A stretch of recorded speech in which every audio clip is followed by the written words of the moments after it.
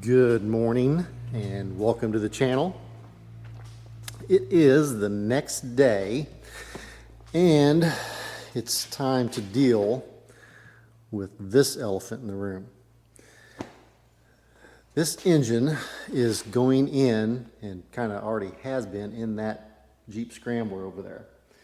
And it would not run correctly. It would run, but it won't idle. I have done a compression test and a leak down test, and cylinder number 5 didn't leak down very well, but the compression test is decent. Could that be the problem? Yeah, I guess it could be. But yeah, I've swapped carburetor off of another CJ7 with a 304. Engine still runs like it did. Can take this carburetor, put on that CJ7, and it runs fine. The only thing I haven't done is swap distributors to see if that makes any difference. But my gut instinct is that there's something internal with this engine that's causing it its problems. I have this engine come out of a running Jeep. How many miles it had on it, I don't know. What was done to it from the time it was taken out of the Jeep and the time I've got it, I don't know. I shouldn't say, I guess I do know. It was taken apart to a certain extent and looked at, and everything was said that it looks fine. Don't know if it's got, I guess I do need to check the rocker arm adjustment, make sure the push rods are all good, and make sure there's no issues there as far as that goes. I'm just ready for this thing to be done and back in that Jeep, and that Jeep over there doing Jeep things. So that is the plan for today.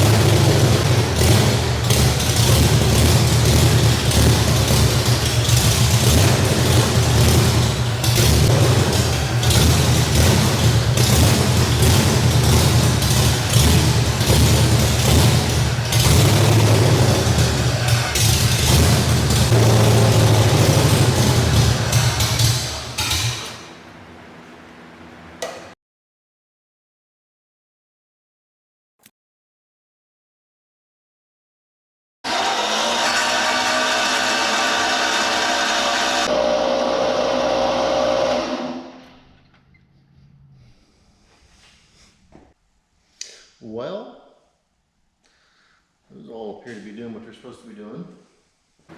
Alright, so one thing I'm going to do here is I'm going to pull these rocker arms off the number 2 cylinder, just to see if there's some shims or something under there that could be causing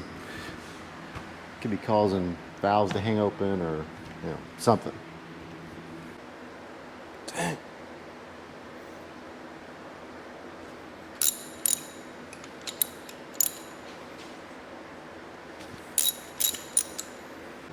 Well, there's obviously no shims or anything under there that need to be used to get the hydraulic lifter where you want it.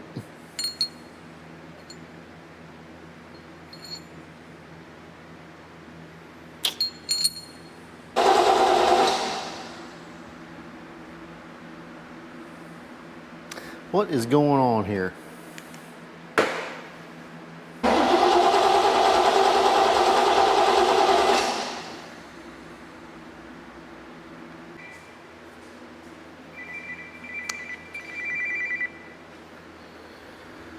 Hey, what's happening? Not much. What's up? Oh, finally got this engine running on this engine stand, and It didn't make a darn bit of difference. It still runs like crap. Oh, okay, okay. So, So, well, at the machine shop? okay, here, the only thing that I haven't done is put a different distributor in it. Because I'd hate to go drag it to a machine shop, do all that, put the same distributor back in it and have the same problem. No, sure, sure. But the problem with that is I think that this thing has to have some kind of the engine control module to make it fire. So I haven't totally figured out how to get around that issue. Oh, I didn't. If you want, I mean, could you bug Tim to see if he's got a distributor laying around with the control module and everything? okay. Yep. I can. So does that distributor has a control module? It's internal. Okay. It's internal. It's a completely different. This is a GM style of distributor, and it's all done internally. It's all inside that cap. Whereas a normal Jeep stuff it has an external control module. It's mounted on the firewall or down on the fender well or something like that.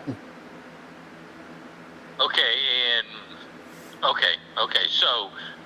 So even for 7980, they would have had something. Well, again, he's going to know more about that than I do. Okay. I mean, you can explain the situation to him and say, hey, he's wanting to throw a different distributor and control module in it just to see if that's got something to do with it, and he'll know what you need. You just tell him it's got that we put an HEI on it, HEI ignition on it, and he'll know what all that is. Okay. Yeah, he'll know what all that is. So. Okay. Good morning. It is Friday. I got a little sidetracked yesterday with a project, so I wasn't able to get anything done on the 304 engine. But the night before, I had an interesting conversation with a guy who actually took this engine apart, looked it over, and put it back together. And he knows AMC engines pretty well, I do believe. And he said probably what has happened is that if he remembers correctly, he put the one-piece intake manifold gasket on, which is this gasket on this side, and a lifter valley gasket. They're all one piece.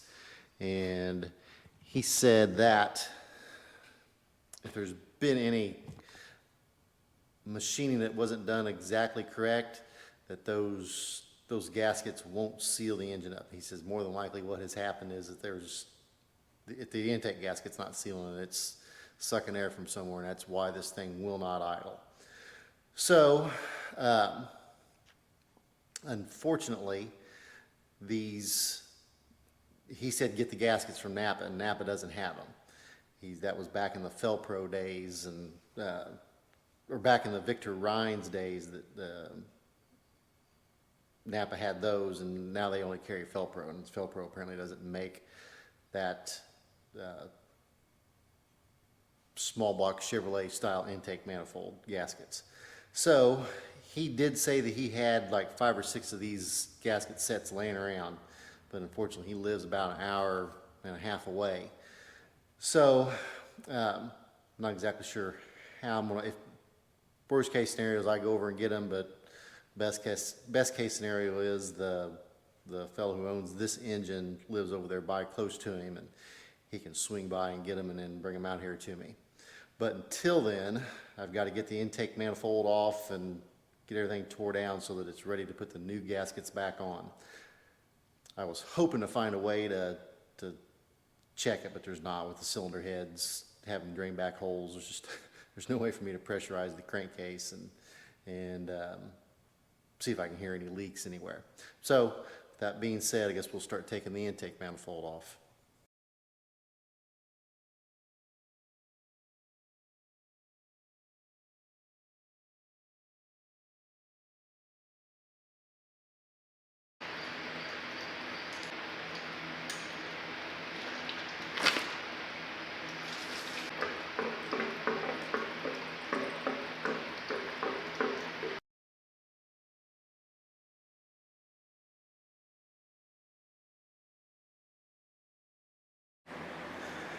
Alrighty, well, we've got all this ancillary engine run stand stuff off here.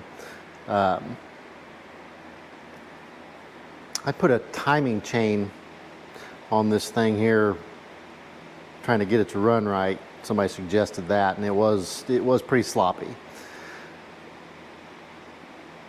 In the process of doing that, I pulled obviously got to pull the water pump and that front timing chain cover off there, and I just slapped it back together with I didn't even do anything to it. I just pulled it off. Gaskets looked okay, slapped it back on there, seen if it was going to run. It obviously didn't. So, in the process of doing all this, like I said, I'm really hoping that it's going to end up being these intake gaskets. He said there was some telltale signs that's what's going on. This engine hasn't been run very much, so I hope those telltale signs are there. He said there's also could be the intake manifold could be cracked. He said that would be fairly obvious where that I would see those if they were cracked. So that's some of what I got to do here.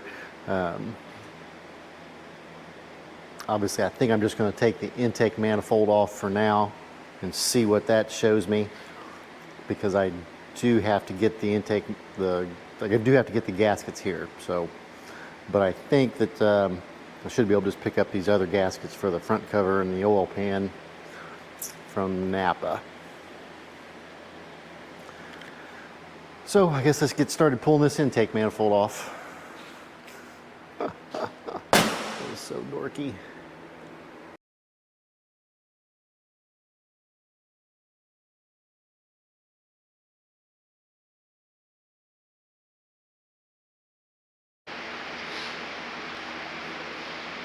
Never seen nothing like that before. Okay, so the intake manifold. This thing weighs a lot. I'm just curious to see how much.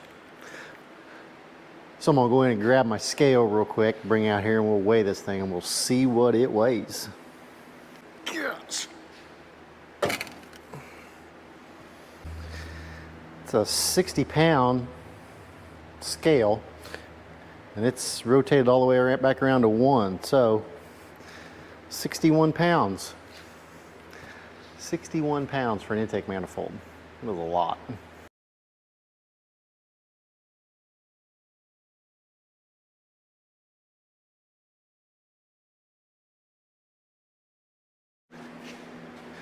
Alrighty, well, I am back from lunch, and we've got this all cleaned up. All these surfaces are good, ready to go. So I guess the next thing is this intake. This 61-pound intake. Getting it cleaned up. Cannot find these gaskets that this guy's talking about. Supposedly there's a 1, 2, 3, 4, 5-piece gasket set that's basically like a small block Chevy. 2 separate intake gaskets and end gaskets. Obviously they don't have a belly or a lifter valley gasket. So, but cannot find them. Napa doesn't have them. Summit doesn't have them. Crown doesn't have them. So this fellow who originally put this engine somewhat back, or put it back together, checked it over and put it back together, he says he's got 5 or 6 of these gasket sets. So we're just going to have to wait for him to, or we'll have to wait to get with him so we can get us a set or 2 of those gaskets to have.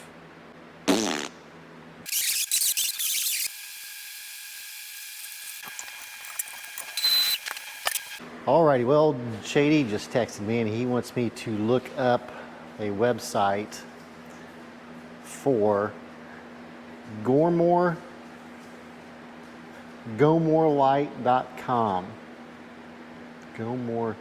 GoArmorLight.com. There we go. We got it. All right, I'm gonna go there and check out and see what this is all about. I know you just came out here, but I'm going back in there now, pal. Come on, Limpy.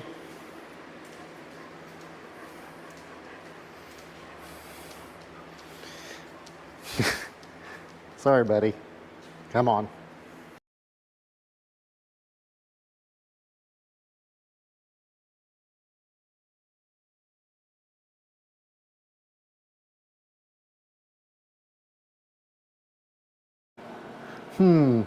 Basically putting a rubber floor liner in the place of carpet. Don't know why Jeep ever put carpet in them anyway. Anyway.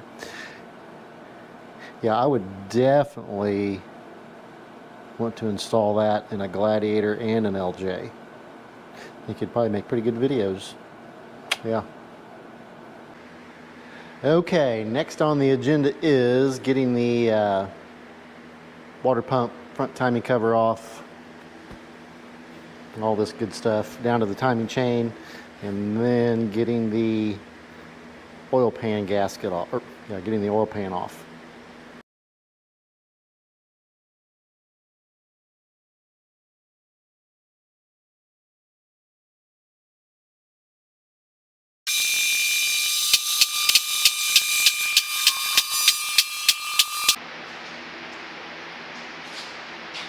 Looks like the easy way to do it, right? Sure.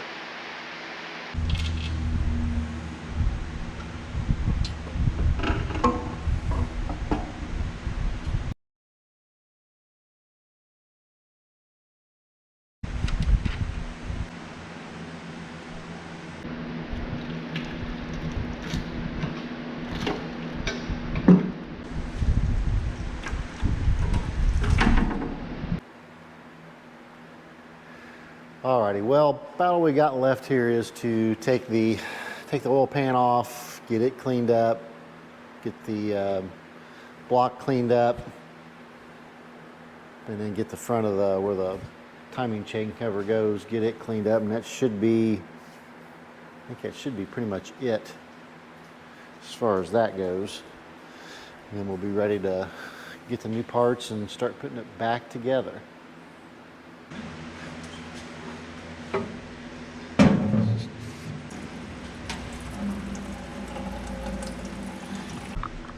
Alrighty, well, imagine that, another curveball from this engine. That is awful thick stuff. I just don't know what to do here with this thing. I mean, it is just,